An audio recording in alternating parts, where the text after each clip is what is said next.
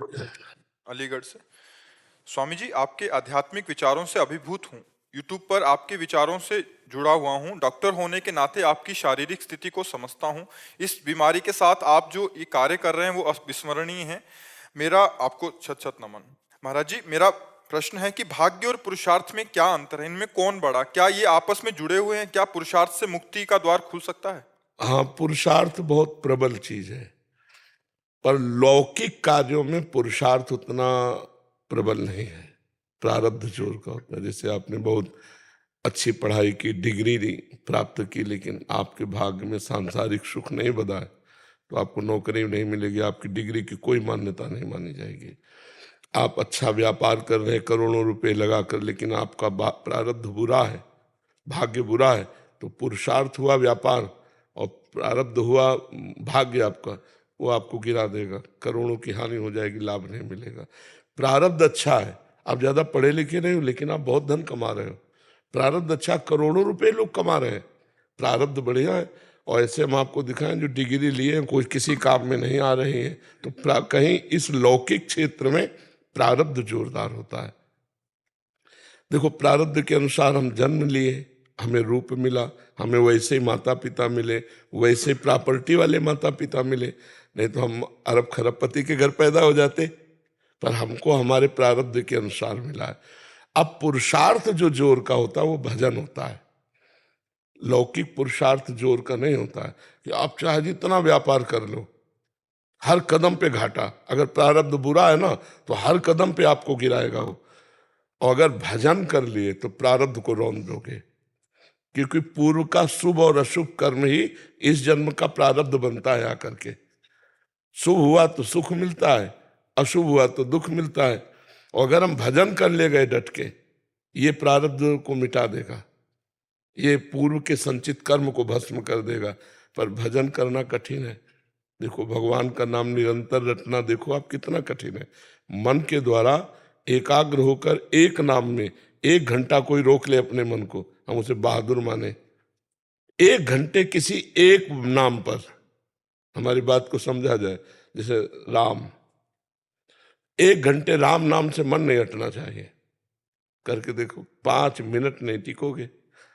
5 minute चाहे जितने बहादुर हो, रोक के दिखाओ मन को, राधा, वही टिका रहेगा मन। आंख खुली हो चाहे बंद हो, राधा राधा। तो ये अभ्यास, तपस्या, पवित्रता, तब जाग। अब ये प्रारब्ध को रौंद देगा, ये प्रारब्ध को मतलब रौंद देगा, रौंद देगा। अपने आप सब अशुभ नष्ट हो जाएंगे और सब मंगल शुरू हो। पर ये पुरुषार्थ बिरला कोई करता है, नहीं तो सबको प्रारब्ध के अधीन, कभी सुख कभी दुख, इसी थपेड़े में पूरा जीवन व्यतीत हो जाता है। जिंदगी एक बहुत बड़ी प्रश्नवाचक चिन्ह लेकर आई हुई है, इससे हमको उत्तर देना है। अगर उत्तर देकर नहीं गए तो 83,99,999 योनियां वो हमें बलात् भोगनी पड़ेगी। एक प्रश्न है, जीवन मुक्त हो जाओ। अगर जीवन मुक्त हो गए तो, नहीं तो फिर तो सुअर कुत्ता गधा नाली का कीड़ा, क्या क्या क्या क्या बनना पड़े।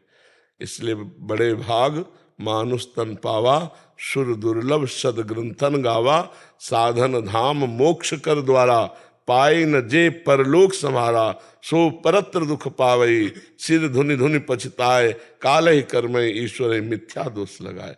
तो पुरुषार्थ के द्वारा प्रारब्ध को, संचित कर्म को, क्रियमाण को, तीनों को नष्ट करके हम भगवत प्राप्ति करते हैं। हमारे भाग्य में भगवत प्राप्ति नहीं लिखा होता, वो पुरुषार्थ से किया जाता है। सुख और दुख ये भाग्य के हैं, और प्रारब्ध को मिटाने के लिए जोरदार केवल भगवान का भजन है और कुछ नहीं है। जैसे किडनी प्रारब्ध का फल है, तो पुरुषार्थ इतना जोर का है कि 12 बजे रात्रि से दिनचर्या चल रही है। जब दवा के द्वारा हम किसी भी इंद्री को शून्य कर देते हैं, तो चाहे काट दो किसी भी जगह को, तो क्या भगवान में इतनी सामर्थ्य नहीं है? आप सोचो, भगवान की सामर्थ्य से ही तो दवा में सामर्थ्य आती है। तो जब मन भगवान में लगा हुआ है तो शरीर में पीड़ा है, कोई फर्क नहीं। पुरुषार्थ प्रबल हो तो प्रारब्ध को रौंद नहीं, अगर पुरुषार्थ ना होता तो रौंद देता हमें। रुपया पैसा पीड़ा परिवार कितना कष्टप्रद होता है, नहीं होता? जी। महाराज जी आप जादूगर हो, ये मेरी बेटी ने अभी बोला 10 मिनट पहले। ये कल रात को एक क्वेश्चन लिख के लेके आई थी कि पापा मेरे कृष्णा कृष्णा बोलते हैं, मदर मेरी बम बम बोले बोलती है, दादू मेरे वाहिगुरु बोलते हैं, मैं क्या जब्बू। और यही क्वेश्चन लिख के दिया है। और आज आपने आते ही सुबह इसको बोला तो उसने मुझे चुपके से बोला धीरे से, बाबा जी क्या सच्ची में जादूगर हैं? महाराज जी मन को जो है कैसे टिकाए नाम पे? अभ्यास के द्वारा टिकता है। जैसे आपने कभी अभ्यास नहीं किया तो 5 बार तो टिका ही सकते हो ना, राधा राधा राधा राधा राधा।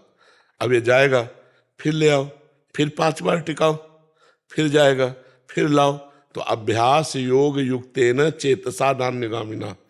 अगर हम बार बार ऐसा अभ्यास करेंगे तो जो कभी 5 मिनट नहीं लगता था वो 5 मिनट लगने लगेगा। फिर हम 24 घंटे में 10 मिनट लगा लेंगे, फिर हम 15 मिनट लगाएंगे। हम इसको धीरे धीरे 24 घंटे लगा सकते हैं अभ्यास के द्वारा। जैसे जो भजन नहीं करते वो कभी जानते ही नहीं कि मन एकाग्र किसे कहते हैं। आज आप मन को पकड़ने लगे कि भागने लगा है, तो अगर हम 5 नाम में लगा पाए तो लगाया तो पाए। अब हम धीरे धीरे उसे 6 नाम में, 7 नाम में, 10 नाम में, 20 नाम में टिकाएंगे और जहां भगेगा फिर उसे लाएंगे।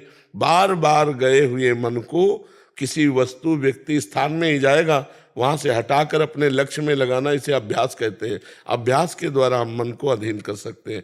भगवान ने 2 बातें कही हैं अर्जुन जी से। अर्जुन जी ने कहा मन बड़ा चंचल है, इससे योग कैसे होगा? तो भगवान ने कहा अभ्यास और वैराग्य। वैराग्य के द्वारा मन को समस्त जगत से हटाओ और अभ्यास के द्वारा नाम में पुष्ट करो, भगवान में पुष्ट करो, धीरे धीरे लगने लगेगा। और अभ्यास ऐसी चीज है कि जैसे अभी आपसे हम बात कर रहे हैं और जहाँ छोड़ो तो आपका मन संसार में भाग जाएगा। अपने लोगों का है कि जहां हम आपसे बात खत्म की वो तुरंत भगवान में लग जाएगा, क्योंकि बचपन से अभ्यास किया इस बात का, तो फट से भगवान में लग जाएगा। भगवान किसी और कोई है ही नहीं, न रिश्ता है, न कोई नाता है, न संतान है, न किसी से कोई मतलब है, न कोई प्रियता है। और जो कुछ सामग्री है सब पता है नाशवान है, एक दिन छूटेगी तो इसका कोई महत्व नहीं। तो मन जहां हटा और जिस कार्य में लगा उससे हटा, तुरंत भगवान में चला जाता है। आपका शरीर है, पत्नी है, पुत्र है, परिवार है, घर है, रिश्ता है, नाता है, और ये सब सत्य मान रहे हैं। तो जहां सत्संग और नाम से मन हटा तो इसी में जाएगा, रिश्ते नाते इन्हीं में जाए। तो उनसे हम बार बार हटा करके नाम में लगावे भगवान के, तो धीरे धीरे आप देखोगे कि मन टिकने लगा। उबे ना, उकताए ना, जल्दीबाजी ना करे, धैर्य पूर्वक धीरे धीरे कि यार 5 नाम में हम टिका पाए, अब हम 10 नाम में टिका पाए, अब हम 12 नाम में टिका पाए, तो हम उन्नति को प्राप्त हो रहे हैं। जिस मन को बस में करना कठिन है उसको हम 15 नाम में टिका लिए तो हमने बहुत बड़ी उपलब्धि प्राप्त कर ली। अब धीरे धीरे हम इसे और 15 मिनट में लाएंगे, फिर हम इसे 15 घंटा में लाएंगे, फिर इसे हम बराबर अखंड स्मृति। तो ऐसे अभ्यास से किया जाता है। एकांश शर्मा जी जयपुर से। राधे राधे महाराज जी, आपके चरणों में कोटि कोटि प्रणाम। महाराज जी, राधा रानी की कृपा से वो प्रज्ञा जो एकमात्र सत्य है तथा समय व जन्म मृत्यु से परे है, उस प्रज्ञा को, उसी प्रज्ञा का अनुभव प्राप्त हुआ है। परंतु अभी भी राग व कामना से युक्त विचार अनित्य रूप से प्रकट होते रहते हैं। महाराज जी कृपया करके मार्गदर्शन प्रदान करें कि कैसे इस प्रज्ञा में स्थित हो तथा कैसे संपूर्ण शून्यता। देखो, इतना ज्ञान तो सबको है। गांव के आदमी जो होते हैं ना, उनको भी ज्ञान है। जब वो किसी का 100 लेके चलते हैं तो कहते हैं राम नाम सत्य है कहते नहीं, सत्य बोलो मुक्ति है। और जब कभी वो एक दूसरे को समझाते हैं तो कहते भाई रो ना, सब नाशवान संसार है। तो इतना तो ज्ञान है कि नाशवान संसार है, यहाँ से सबको जाना है और कुछ लेके नहीं जाना है। अगर ये ज्ञान सार्थक हो जाए तो ये सबसे बड़ा ज्ञान है। ये हम जहाँ फंसे हैं वो यहीं फंसे हैं। महाराज जी, जैसे अनुभव से ना प्राप्त हुआ कि सब कुछ राधा रानी का ही स्वप्न है जी, ये सब उन्हीं का, वो खुद ही विभिन्न रूप में विभक्त होके अपने आप को। असल बात क्या है, इसका जब अनुभव हो जाएगा, जब अनुभव असली में हो जाएगा तो आप भी वही हैं। ब्रह्मविद ब्रह्मयु भवति। जो ब्रह्म को जान लेता है वो ब्रह्म स्वरूप हो जाता है। जानत तुम्हें तुम्हें हो जाए, वो भगवत स्वरूप हो जाए। और जब आप भगवत स्वरूप हो जाओगे तो आपके अंदर काम कैसे आएगा? क्योंकि काम भी तो भगवत स्वरूप हो गया, लोभ भी भगवत स्वरूप। जब सब भगवत स्वरूप हो गया तो फिर काम काम नहीं रहेगा, वो भगवान का स्वरूप हो जाएगा। क्रोध क्रोध नहीं रहेगा, वो भगवान का स्वरूप हो जाएगा। इसका मतलब अभी वो बात नहीं अनुभव में आई जिसके अनुभव होने के बाद फिर कुछ नहीं अनुभव।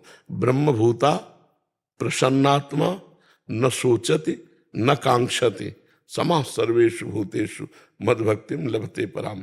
जैसे ब्रह्मानुभूति हो जाती है, वो प्रसन्न आत्मा होता है, हर समय प्रसन्न रहता है, ना कोई सोच रह जाती है ना कोई चाह रह जाती है।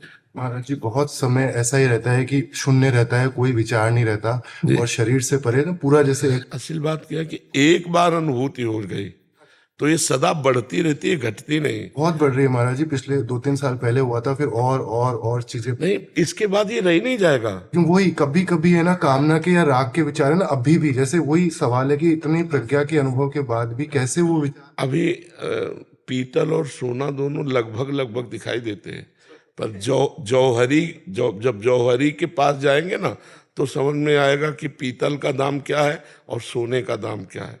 तो असली में अभी जो ब्रह्मानुभूति है, जिसके अनुभव होने के बाद नहीं स्वात्मा रामम विषय मृग तृष्णाम भ्रमयति।